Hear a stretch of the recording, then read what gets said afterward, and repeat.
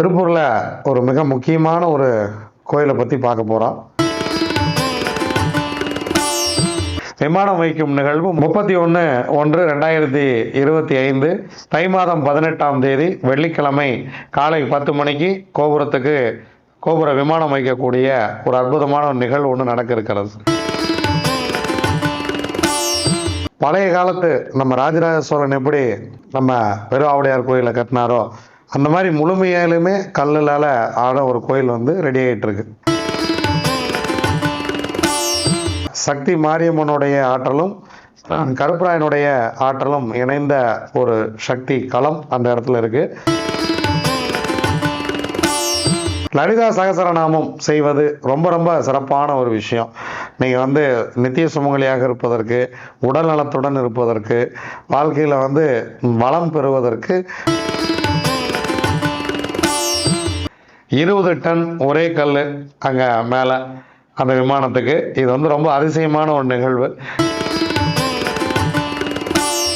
இந்த நிகழ்வில் நீங்கள் அனைவரும் கலந்துக்கணும். ஒரு கோவிலில் உள்ள மரம் இருப்பது அவ்வளவு சிறப்பான ஒரு விஷயம்.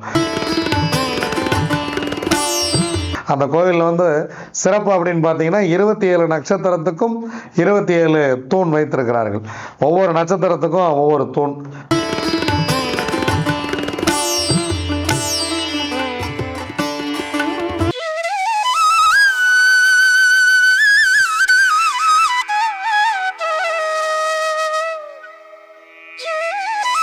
அனைவருக்கும் வணக்கம். நான் உங்கள் தம்புரான் ரிஷபானந்தர். நண்பர்களே, திருப்பூரில் ஒரு மிக முக்கியமான ஒரு கோயிலை பற்றி பார்க்க போகிறோம். திருப்பூரில் நம்ம தாராபுரம் ரோடு புதூர் பிரிவில் எம்ஆர் நகர் அப்படிங்கிற இடத்துல புதிதாக ஒரு கற்கோவில் ஒன்று உருவாகிட்டுருக்கு. பழைய காலத்து நம்ம ராஜராஜ சோழன் எப்படி நம்ம பெருஆவுடையார் கோயிலை கட்டினாரோ அந்த மாதிரி முழுமையாலுமே கல்லுலால் ஆன ஒரு கோயில் வந்து ரெடி ஆகிட்டுருக்கு. நம்ம சுற்றுவட்டார பகுதிகளில் இப்படி ஒரு கோவில் இருக்கிறது ரொம்ப ஆச்சரியம். வேறு எங்கேயும் இந்த மாதிரி கிடையாது.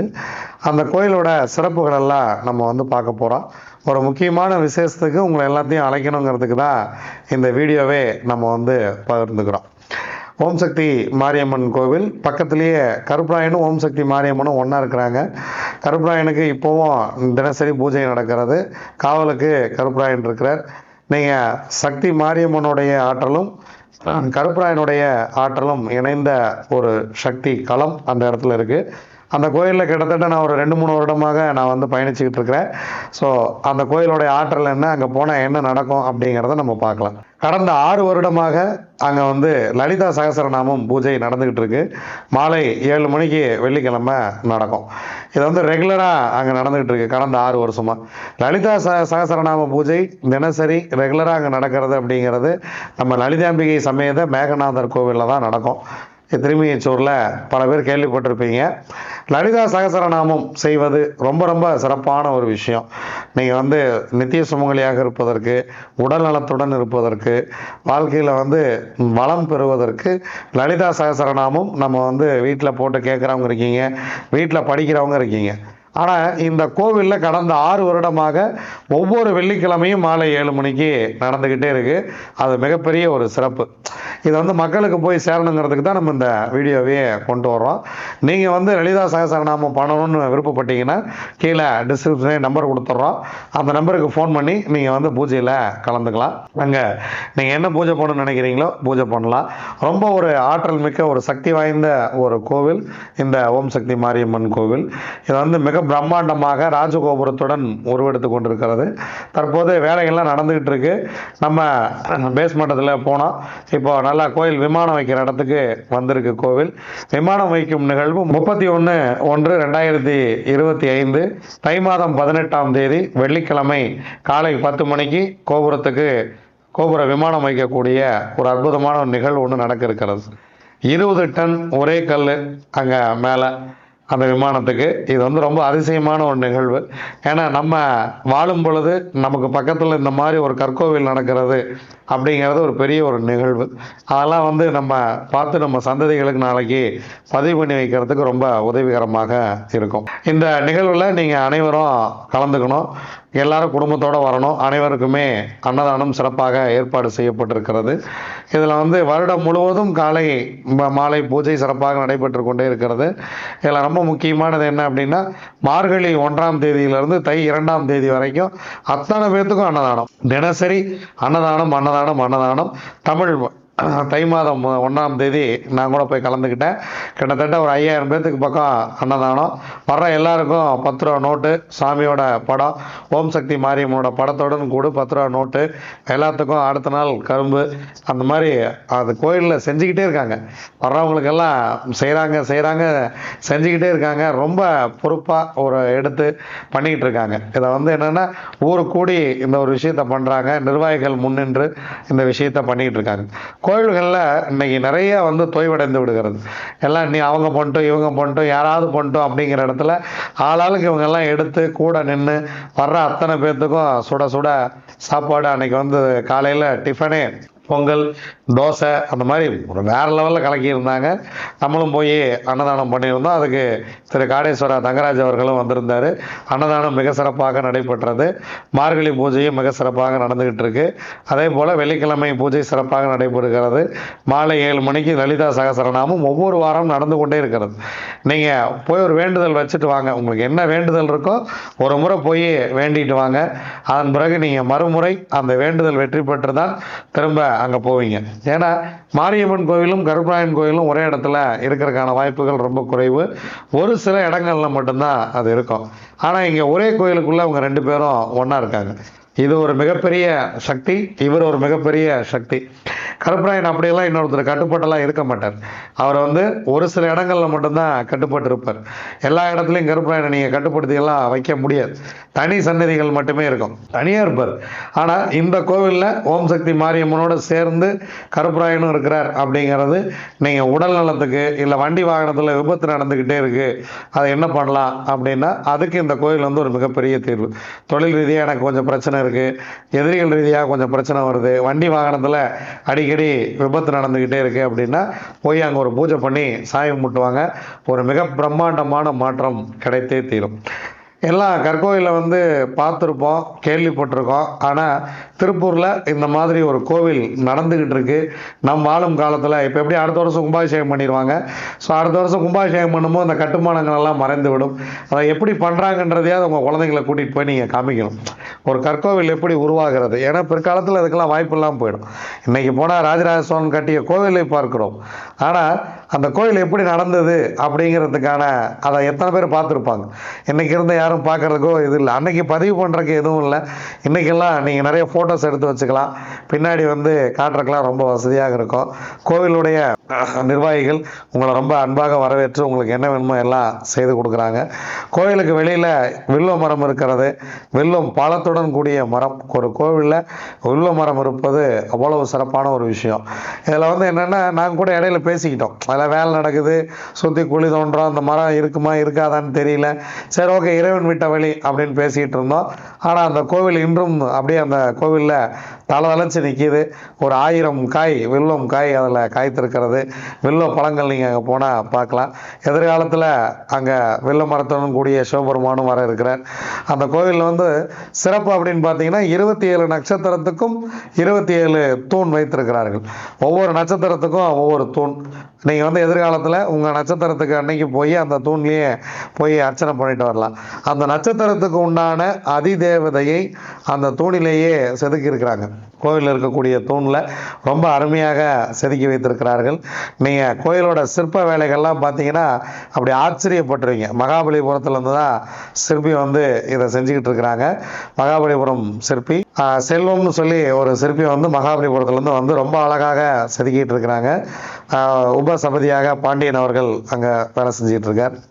நீங்கள் வெளியில் போய் இந்த மாதிரி ஒரு சிற்பக்கலை அப்படிங்கிறத எப்படி பழைய கோயில்களில் போய் ரசிச்சிங்களோ அதே மாதிரி அந்த கோயிலில் செதுக்கி இருக்கிற ஒவ்வொரு சிற்பம், ஒரு சர்ப்பமாக இருக்கட்டும், ஒரு யானையாக இருக்கட்டும், அந்த இடத்துல வந்து 12 ராசி கட்டங்களுக்கு ஒரே கல்லில் 12 ராசி கட்டங்களுக்கு அம்பாள் முன்னாடி சிற்பம் அடித்திருக்கிறார்கள்.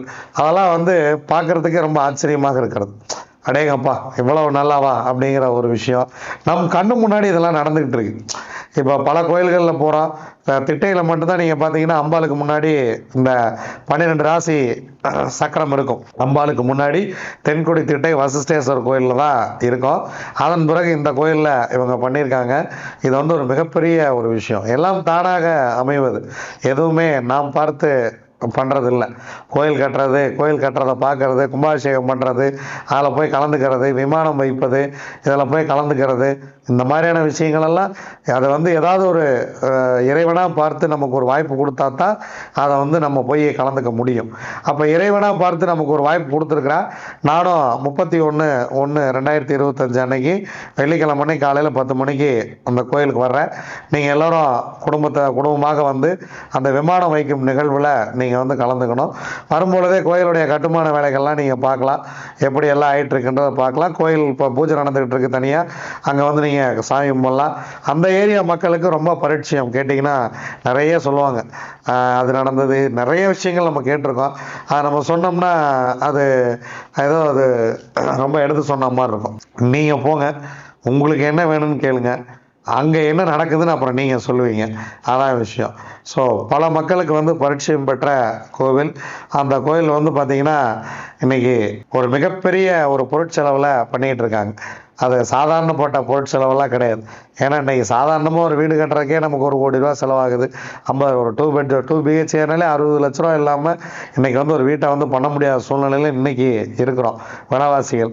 இதில் வந்து கல் எடுத்துகிட்டு வந்து அந்த சிற்பிகளுக்கு சம்பளம் கொடுத்து, அவர்களுக்கு தினசரி உணவு கொடுத்து, இதெல்லாம் வந்து இன்றைக்கி நம்ம போய் தமிழ்நாட்டில் வணங்கக்கூடிய எத்தனையோ கோவில்கள், நான் நினப்பேன் இந்த கோவில் கட்டுறக்கெல்லாம் இவங்க எவ்வளோ சிரமப்பட்டாங்களோ அப்படின்னு நினப்போம். ஏன்னா அவ்வளோ ரசித்து அதை கட்டியிருப்பாங்க. கட்டினவங்க யாருன்னே கூட நமக்கு தெரியாது. இன்றைக்கி 1000 வருஷத்துக்கு முன்னாடி யார் கட்டினாங்க அப்படிங்கிறது நமக்கு தெரியாது. ஆனால் இன்றைக்கி நம்ம போய் பாராட்டுறோம்ல, என்ன சிற்ப வேலை செஞ்சுருக்காங்கய்யா, இந்த கோயிலெலாம் போய் ஒரு முறை பார்க்கணும்யா அப்படின்னு அந்த சிற்பியோடைய ஆன்மா அங்கே சாந்தி அடையும்.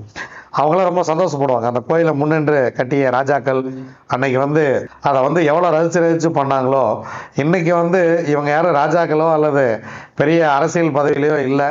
ஆனால் பொதுமக்களை ஒன்றிணைத்து கொண்டு அவங்களுடைய ஏதோ ஒரு வகையில் பணத்தை கொஞ்சம் ஈட்டி அந்த கோயிலை வந்து யாருடைய உதவியும் இல்லாமல் சிறப்பாக செய்து கொண்டிருக்கிறார்கள். இதுவே பெரிய ஒரு பிரமிப்பு.